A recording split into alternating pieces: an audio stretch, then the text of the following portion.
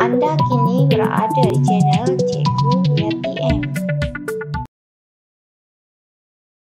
Bismillahirrahmanirrahim. Assalamualaikum dan salam sejahtera.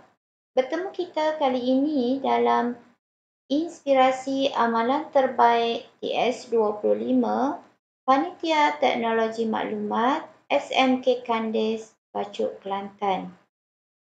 Jom belajar Sains Komputer bersama Cikgu Yati M. Kali ini Cikgu akan kongsi Sains Komputer tingkatan 5 topik Gate Logic.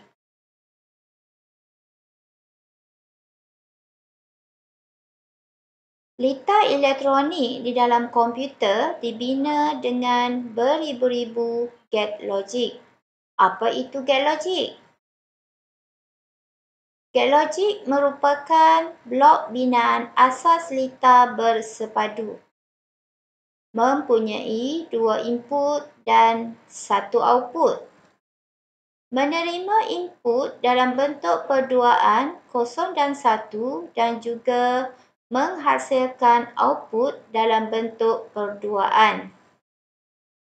Logik perduaan menggunakan 2 keadaan iaitu 0 untuk tiada arus atau arus rendah dan 1 mewakili ada arus atau arus tinggi dalam sistem elektronik digital. Standard 1.3.1 di akhir pembelajaran, murid dapat menerangkan gate logic sebagai binaan asas litar bersepadu. Litar bersepadu, Integrated Circuit atau IC, ialah litar elektronik yang terdiri daripada gabungan komponen elektronik, transistor, perintan, diod dan kapasitor yang perlu untuk melaksanakan pelbagai fungsi gate logic. Ini adalah jenis-jenis komponen dalam litar bersepadu. Ini transistor, perintan, diod dan kapasitor. Tahukah anda, Institute of Electrical and Electronic Engineers (IEEE) atau American National Standards Institute (ANSI) merupakan badan piawai yang mencipta simbol gate yang digunakan dalam litar logik berdigit. Ini adalah binaan litar bersepadu. Yang pertama, chip atau chip mikro serpihan merupakan satu kepingan silikon yang menempatkan gate-gate yang bersambung menjadi satu litar yang lengkap dan dikecilkan beribu-ribu kali ganda daripada saiz asal. Yang kedua, lembaran emas digunakan untuk menyambung serpihan pada pin-pin litar bersepadu. Yang ketiga adalah perumah plastik atau logam, biasanya digunakan untuk melindungi serpihan agar tidak rosak. Dan yang keempat, pin. Semakin banyak pin pada litar bersepadu, semakin banyak fungsinya. Chip litar bersepadu terbahagi kepada beberapa jenis berdasarkan bilangan gate di dalamnya. Baiklah, sekarang kita akan lihat evolusi litar bersepadu. Pada tahun 1961 hingga 1966, jenis SSI penyepaduan skala kecil. Jumlah gate logic per chip kurang daripada 12. Kegunaan gate logic dan atau tak atau.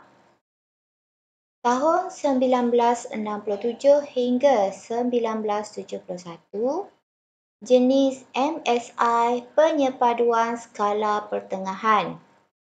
Jumlah gate logik per chip 12 hingga 99. Kegunaan flip-flop adder, counter multiplexer dan demultiplexer. Tahun 1972 hingga 1980, jenis LSI penyepaduan skala besar. Jumlah gate logik per chip 100 hingga 9999. Kegunaan ingatan komputer pemproses mikro 8 bit. Tahun 1981 hingga 1990, jenis VLSI penyepaduan skala sangat besar. Jumlah gate logik per chip adalah antara 10,000 hingga 99,999. Kegunaan pemproses mikro 16 bit dan 32 bit. Tahun 1991 hingga 1999, jenis ULSI penyepaduan skala ultra besar. Jumlah gate logik per chip 100,000 hingga 999,999. Kegunaan pemproses mikro untuk pemprosesan grafik. Tahun 2000 hingga kini, jenis GSI penyepaduan skala giga. Jumlah gate logik per chip lebih daripada 1 juta. Kegunaan pemproses Pentium 4. Penggunaan litar bersepadu ini adalah sangat meluas, misalnya digunakan pada telefon mudah alih, komputer, televisyen dan pelbagai peralatan elektronik. 1.3.2 Simbol gate logik. Standard pembelajaran. Pada akhir pembelajaran, murid dapat menyenaraikan dan melukis simbol gate logik. Yang pertama, gate logik asas, tak dan atau. Yang kedua, kombinasi gate logik tak dan tak atau, eksklusif atau eksklusif tak atau. Simbol gate logik boleh dikelaskan kepada dua kumpulan, iaitu gate logik asas dan gate logik gabungan. Gate logik asas ada 3, tak dan atau.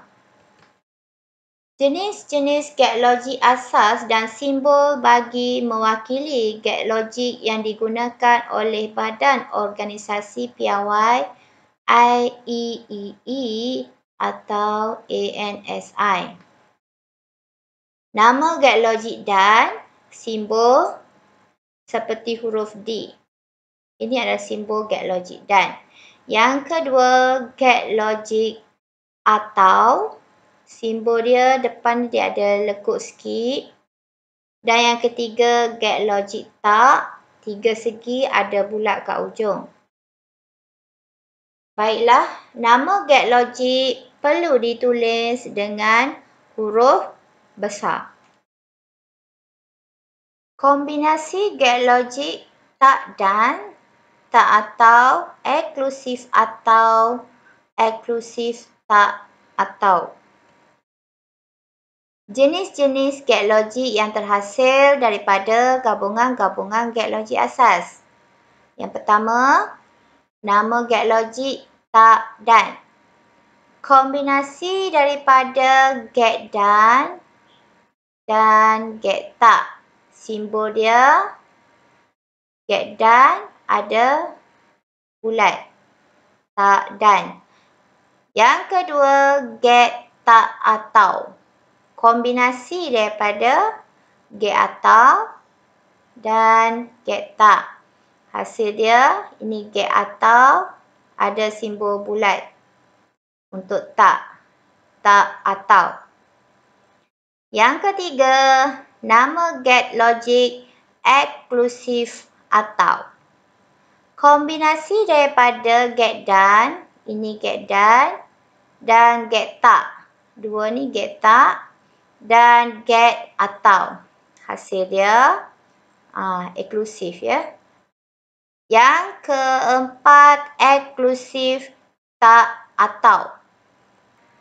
Kombinasi daripada get dan, ini get dan, get tak dan get tak atau. Simbol get logic adalah seperti ini.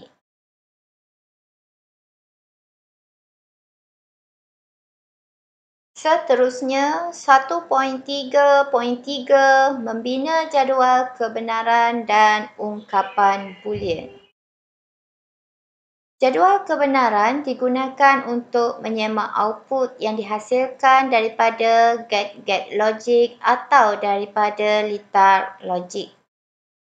Juga digunakan untuk membuktikan teorem algebra boolean. Bagi membina jadual kebenaran, bilangan input perlu dipertimbangkan. Input boleh diwakilkan dalam bentuk pemboleh ubah A, B, C sehingga Z. Bilangan input akan menentukan kebarangkalian bagi gabungan input yang melalui get. Menentukan jumlah kebarangkalian gabungan input. Yang pertama, bilangan pemboleh ubah input 1. Contoh get tak. 1 sahaja pemboleh ubah input. Jumlah kebarangkalian input kita boleh dapatkan dengan menggunakan rumus 2 kuasa N di mana N adalah bilangan pemboleh ubah input. Jadi 2 kuasa 1 sama dengan 2. Kita lihat contoh dia. 1 pemboleh ubah input iaitu A dan ada 2 kebarangkalian nilai perduaan 0 dan 1. Kebarangkalian pertama 0, kebarangkalian kedua 1. Seterusnya, kita lihat bilangan pemboleh ubah input 2. Contoh, get dan. Ada 2 pemboleh ubah input A dan B.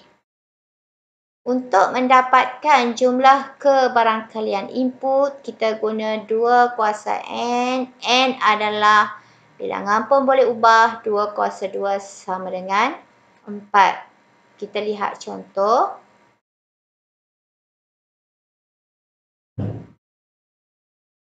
Ada 2 pemboleh ubah input iaitu A dan B. Ada 4 kebarangkalian gabungan nilai perduaan iaitu 0 dan 1. Kebarangkalian pertama 0, 0. Kebarangkalian kedua 0, 1. Ketiga 1, 0. Keempat 1, 1. 4 kebarangkalian. Seterusnya, bilangan pemboleh ubah input 3. 2 kuasa 3 sama dengan 8. Contoh, ada 3 pemboleh ubah input iaitu A, B dan C. Dan ada 8 kebarangkalian gabungan nilai perduaan 0 dan 1. Kebarangkalian pertama 0, 0, 0. Kedua 0, 0, 1. Ketiga 0, 1, 0, 0, 1, 1. 1, 0, 0, 1, 0, 1. 110 dan 111. Semua ada 8 kebarangkalian nilai perduaan 0 dan 1. Baiklah, seterusnya kita lihat bilangan pemboleh ubah input 4. Contoh pemboleh ubah input 4, okey, yang ni 1, 2, 3, 4. Jumlah kebarangkalian input 2 kuasa 4 sama dengan 16. Baiklah, kita lihat contoh. 4 pemboleh ubah input iaitu A, B, C dan D. Dan ada 16 kebarangkalian gabungan nilai perduaan 0 dan 1.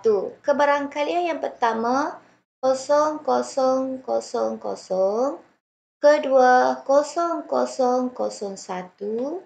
Ketiga 0, 0, 1, 0. 0, 0, 1, 1. 0, 1, 0, 0.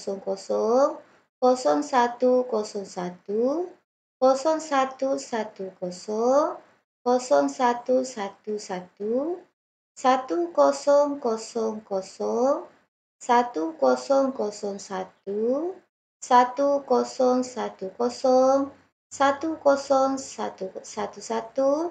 1001, 1010, 10111, 1100, 1101, 1110 dan yang terakhir 1111.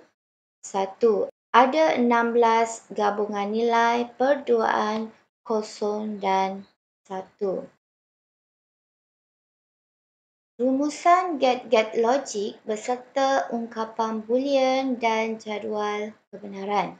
Yang pertama, get dan, simbol get dan, ungkapan boolean ditulis F sama dengan A titik B. Dibaca A dan B atau A darab B. Jadual kebenaran, input A 0 dan B 0, output sama dengan 0. 0 dan 1 sama dengan 0. 1 dan 0 sama dengan 0. 1 dan 1 sama dengan 1. Kesimpulan di sini, jika kedua-dua input adalah 1, maka output adalah 1. Yang kedua adalah get atau. Ini adalah simbol get atau. Ungkapan boolean ditulis F sama dengan A tambah B. Dibaca A atau B. Jadual kebenaran A atau B sama dengan F. 0 atau 0 sama dengan 0. 0 atau 1 sama dengan 1. 1 atau 0 sama dengan 1. 1 atau 1 sama dengan 1. Di sini kita boleh buat satu kesimpulan. Output akan jadi 0 sekiranya dua-dua input 0. Yang ketiga, nama get tak. Get tak ni dipanggil juga sebagai penyongsang. Simbol 3 segi dan ada bulat kecil. Bulat kecil ini adalah simbol tak. Ungkapan boolean F sama dengan A bar. F mempunyai nilai yang bertentangan dengan A. Jadual kebenaran A sama dengan A bar. Jika input 0, output akan jadi 1, iaitu kongsang atau bertentangan. Jika input 1, output akan jadi 0. Yang keempat adalah get tak dan. Get tak dan ini adalah gabungan daripada get dan, ini get dan tak, ini adalah tak. Cara tulis ungkapan boolean F sama dengan kurungan A titik B tutup kurungan ada bar ke atas ni. Cara baca A dan B bar. Jadual kebenaran input A dan B, kemudian output yang pertama kita cari A dan B dulu yang dalam kurungan ni. Kemudian output F yang ada bar ni. Baiklah. Kosong dan kosong sama dengan kosong. Bar sebaliknya dia akan jadi 1. Kosong dan 1 sama dengan kosong. Bila ada bar jadi 1. 1 dan kosong sama dengan kosong. Bar jadi 1. 1 dan 1 sama dengan 1. Bar dia akan jadi kosong. Baiklah, seterusnya kita akan tengok get, tak atau. Simbol get tak atau ini adalah get atau ini adalah get tak. Gabungan daripada dua get asas iaitu get atau dan get tak. Ungkapan boolean ditulis F sama dengan A tambah B bar. Dibaca A atau B bar. Kita lihat jadual kebenaran. Input A dan B, kemudian kita cari A atau B dulu. Kemudian F ini adalah output iaitu bar tadi. Kosong atau kosong sama dengan kosong. Bila ada bar, output dia akan jadi 1. Kosong atau 1 sama dengan 1. Bar jadi kosong. 1 atau kosong sama dengan 1. Bar output akhir dia akan jadi kosong. 1 atau 1 sama dengan 1. Bar dia akan jadi kosong. Seterusnya, eksklusif atau dibaca eksklusif atau.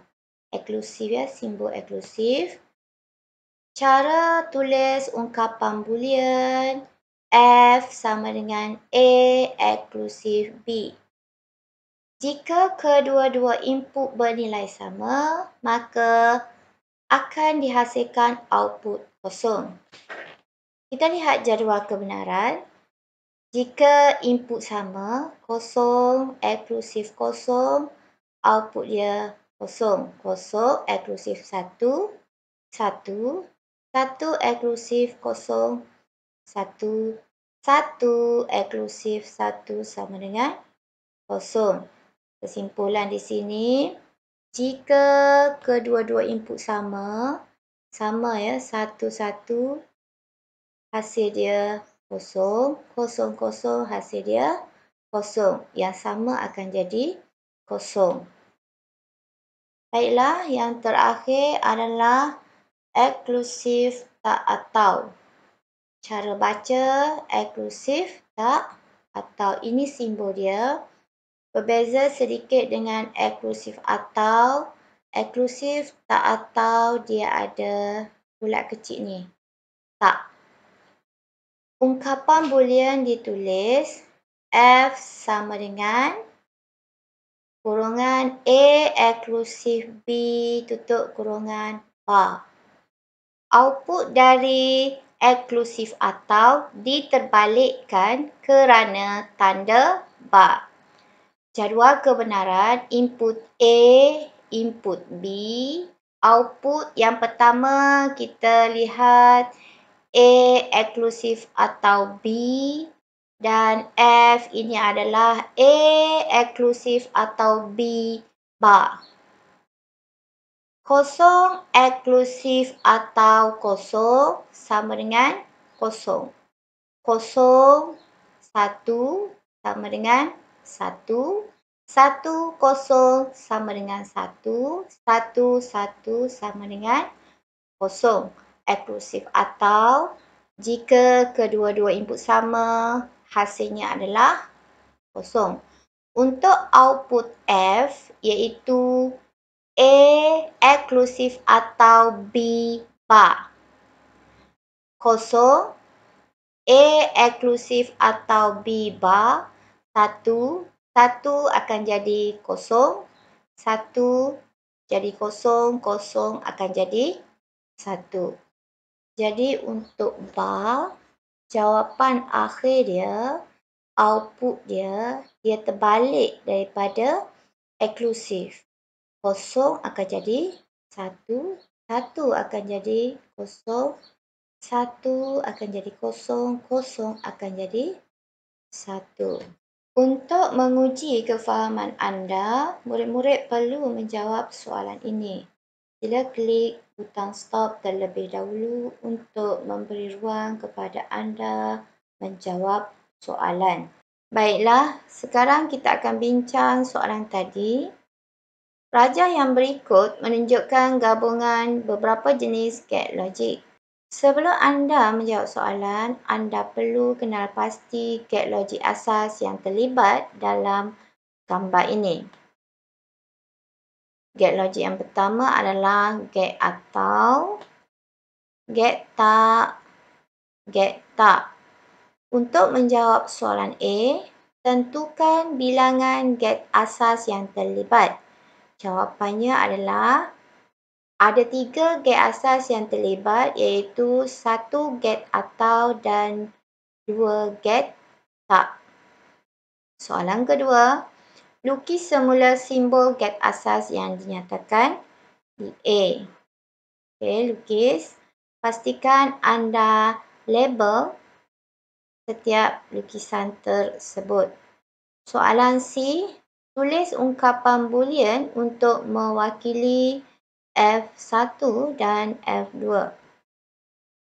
F1 sama dengan A tambah B bar. F2 sama dengan A tambah B bar bar. Ada 2 bar. Apabila ada 2 bar, dia akan jadi A tambah B. Jadi F2 sama dengan A tambah B. Murid-murid boleh menjawab latihan pengukuhan berikut. Selamat menjawab. Terima kasih kerana menonton. Jangan lupa subscribe sebagai tanda sokongan anda pada saya. Klik like dan share sekiranya ia memberi manfaat kepada rakan-rakan anda yang lain. Sekian.